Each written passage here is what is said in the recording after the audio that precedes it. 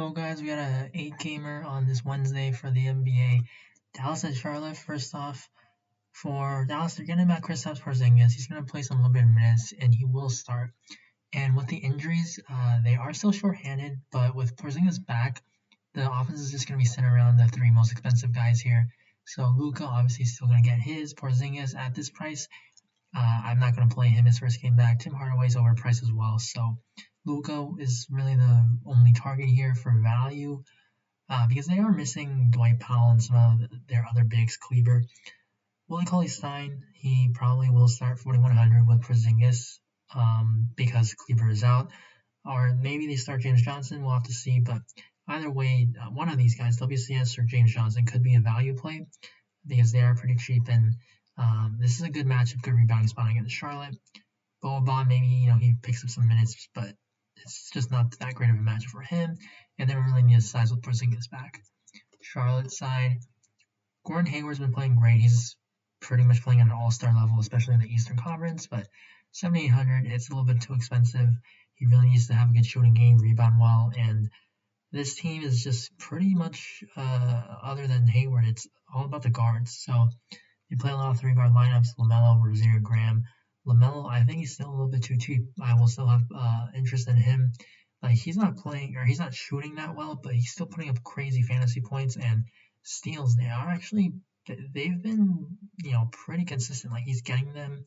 The peripherals have just been really good. So when he does shoot, just even a little bit better, he's going to have a monster game again. So I like him. Rozier, Graham, they're going to be more shot-dependent guys, just secondary plays.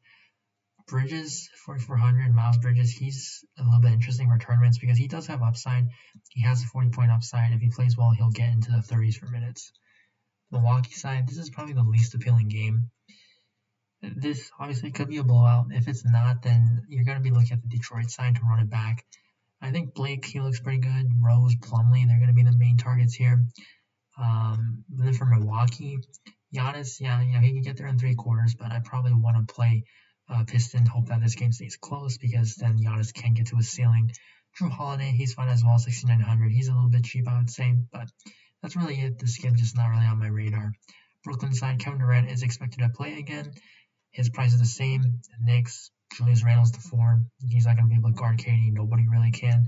Still without Kyrie, this is going to be KD's team. Hopefully he's not on a limit here. He's going to be playing a back-to-back. First one, I believe, back from his injury. So not too sure about the minutes right now, but expecting him to play, if he gets his usual minutes, he's going to have a crazy high usage rate. Good matchup, so going to like KD a lot here. Other than that, Jared Allen, he looks okay, 6,700. He's been getting a lot of good minutes starting, and the Knicks have been pretty bad against centers. So Jared Allen, he has a pretty nice ceiling, so I like him. And then Bruce Brown, 3,300. He's not going to play big minutes, and there's a chance that other guys will close ahead of him, but he did start on Tuesday, so if he does continue to start, this is a matchup where he can take advantage of steals. He's a pretty good defender. He'll the ball handle a little bit, especially it helps with Levert coming off the bench, so he's only sharing the court with KD. New York side, Julius Randle, 9,100. Brooklyn, team that can target inside as well, so Randle, maybe he could be a play as well. But Taj Gibson, he might be playing some minutes, so it hurts some of these bigs. Like, a lot of these guys have been playing heavy minutes, so that might steal some minutes from these guys. And Randle, he's priced up, so even if he plays just a few minutes at center, it could steal, or it could just hurt Randle's upside. Barrett, Payne, they're a little bit too expensive now. They do have a little bit more depth. Mitchell Robinson, 1,500. Again, Brooklyn's a team we can target, so Robinson, he's also one of the young starters that Dibs does give a lot of minutes to, so Robinson has some interest. Memphis side, Jonas Valanciunas, I'm going to keep playing this dude. Karl-Anthony Towns is expected to play, but he's not a good defender. He's improved from where he used to be, but still, Joe Val, he's not going to play a lot of minutes, but 30 is usually what we can expect if it's a close game. So 6,900, they're going to need him out there. Brandon Clark is not really big enough for Towns, so Valanciunas, he should be able to play his usual minutes. Foul trouble, maybe, that's probably a risk with a high usage guy like Towns, but 6,900 with no Ja Morant still, this is a little bit too cheap in my opinion, and he's always going to be very low owned. He hasn't had a crazy game recently, so I really like him. Minnesota, one of the worst defenses this year. And then other guys, I'm not gonna have a lot of interest. Like I don't think I'm gonna be playing anyone here because Tim Fraser's now in the rotation. It hurts a lot of these ball handling guys. And then just their minutes, they're not playing a lot. Like a lot of their guys are capped at 30. Minnesota side, Towns expected to be back. I do like Towns, 9,800. He should be a 5-digit price tag player. With him back, I'm not going to be playing D'Angelo or Beasley, Rubio. They're just not going to be that great. So it's really just going to be Towns for me on Minnesota. Lakers side, Anthony Davis is questionable, and this is a toe injury. It's a new one. It's not his quadriceps, so he might actually miss. But really looking at this Lakers side, they are actually pretty appealing. They've been all priced down, especially LeBron and AD. AD just shouldn't be 9K. If he plays, I'm going to have a lot of interest in him, even if it's a blowout, because he can still get there at this price tag. It's just too cheap. And if AD is out, then Harrell's going to look pretty good. Marc Gasol, not really. I wait for Harrell and some of these other guys. Markieff Morris probably as well, a little bit cheaper. He did start last time against the Bulls when AD was out, but he's someone that doesn't really have a ceiling. Caruso, or Caruso actually because Wesley Matthews is out, so he's still in play. OKC side, this is a back-to-back, so we could definitely see them rest George Hill and Al Horford again. If that were the case, then that's going to help SGA Baisley with the usage. And then they started Justin Jackson and Isaiah Roby last time. Roby left the game, but he did come back on Tuesday, so he should be good to go. Tough matchup, but he's someone who will also get blowout runs, so his minutes should be like in the mid-20s at least, so 3,100 near minimum price. He's someone that I think you can definitely look to for value. Atlanta side, this is a tough matchup for Trae Young actually against the Suns. Chris Paul, he's just a great player, great defender, so there's definitely a little bit of risk. Probably can't get his upside game, but Trae Young, like when's the last time we saw him under 9K? This is a very cheap price tag for Trae. I like John Collins as well, 7K. Capella 6,800 and questionable. So if Capella were to miss, Collins could play a lot more center minutes. Now, Bruno Fernando has been stealing some center minutes, so that definitely hurts. And Okongwu, he is currently probable, so he's probably going to be able to make his NBA debut. Now, I would think that he's probably not going to play a lot of minutes, and especially with a guy like DeAndre Ayton on the other side.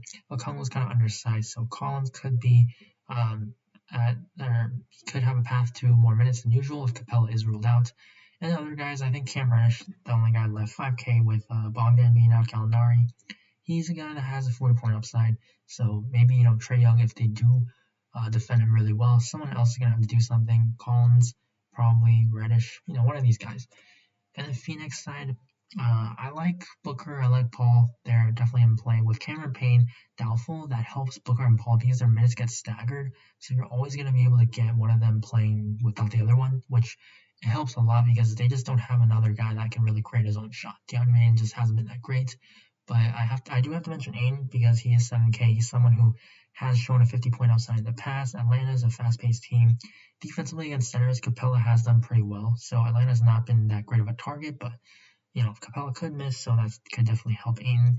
Crowder 4,900 at match against Atlanta, fast-paced, poor defense. Crowder could definitely do that, but he has a very low floor, so just tread lightly. Dario Saric 3,800. He's someone who can benefit with DeAndre Ayton if he continues to struggle. But Saric himself, he has a low floor as well. He rebounds a little bit, but this is not a great matchup because if he's playing backup center, he can't really defend Capella, Collins, so probably they're going to have to use Ayton more. New Orleans side, Lonzo's already ruled out, Bledsoe's questionable, Redick is probable. So this is a tough match against Kawhi and Paul George, so we could see Ingram probably have some trouble. Zion, he's going to look really good. He's a little bit too cheap, 7,300. I know Clippers are, a good defensive team, but inside where Zion does most of his work, I do like that. He's a little bit too cheap for me. And then Bledsoe, he's definitely one of the better plays if Lonzo's going to be out. And then Josh Hart, he's a little bit too expensive, but if Ball and Bledsoe are both out, that's going to help him. JJ Redick probable. I do have interest because Lonzo's already ruled out. He's certainly someone that can pick up into the 20s in minutes. And then, if you're into revenge, it is a very good spot. Now, Nickeil Alexander-Walker, 3,100. If both Ball and Bledsoe are out, he probably has to play a lot of big minutes. So at 3,100, he's a very productive guard. So this guy's going to be probably really high owned. I actually hope that Bledsoe doesn't get ruled out immediately before lock, so then that we can get a lower owned NAW. So I like him. If both these guys are out, he could actually start, but we probably will more likely see, if Bledsoe's able to play, we'll see Josh Hart slide in the lineup. Clippers side, they're mostly healthy other than Ivica Zubac. So if Zubac is out, Serge Ibaka, he's a little bit expensive, but 6K, he's definitely worth that if Zubac is out, because he's someone who actually has been more expensive than this when he was getting bigger minutes, and if he is out, then Ibaka is going to get a lot of benefits. I do like Kawhi over George, and then other guys, Marcus Morris, he could actually benefit if Zubac is out, because maybe we see him play some backup center. It is likely because Zion sometimes slides to center, so it makes sense for the matchup. And then Portland side, there's some value potentially here with Nurkic being questionable. Enes Kanter might start then if he is out. So Kanter's going to look pretty good at 4,800, very productive player. And other guys actually, Carmelo, Derek Jones Jr., Gary Trent, Harry Giles, they all actually could see bumps because they could just slide everyone down. Last time when Nurkic actually left the game early, they actually played Carmelo like most of the minutes in the second half. He didn't cut out for a rest after he came in. So Melo's someone, he was playing really well though. So in the match against Sacramento, who they do play big, they probably are going to go with Kanter or Giles at least. But these guys here for Portland, they're pretty cheap in a fast-paced game. Sacramento's hasn't been good this year defensively, so I do like some of these guys.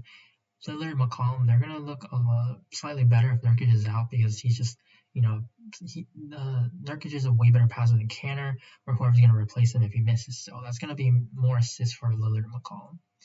Sacramento side, De'Aaron Fox looks like one of the better value or better point guard plays, but 7,400, like he's playing his usual minutes. He had a hamstring injury, he was limited, but last game that told us he's not limited anymore. So I like Fox a lot. 7,400 is a little bit too cheap. And then Buddy Hield, he's someone who has upside. 6,500, his minutes are just a lot more safer. Rashawn Holmes, 6,400, a little bit expensive, but they do usually close with him. Like Bagley's just not someone who closes unless he's gonna have like a monster game in the first 3 quarters. Bagley is, is just not really that appealing. So that's it for Sacramento. Overall, for the slate, the top plays, they're gonna be De'Aaron Fox, so Trae Young as well. I'm gonna put Trae here, and then Fox, and then this is just make sure that you follow with the news, because NAW is going to be one of the probably best value plays if Bledsoe were to miss as well. And then Kevin Durant, just without Kyrie, again, he's too cheap. And then Enes Kanter, someone else who could potentially be one of the better value plays. So that's going to be the core 5. Make sure you guys stay up to date with this, because there's a lot of guys that I put in that do rely on some injuries. So make sure you follow me on Twitter at Ballfuls, link will be in the description below. I'll always tweet out. I'm trying to tweet out always my favorite main plays and also my value plays on Twitter before lock. So make sure you follow me on there, stay up to date with just the core picks. So if you enjoyed the video, please leave a like before you go, and good luck on this slate, and I will see you in the next video. Bye.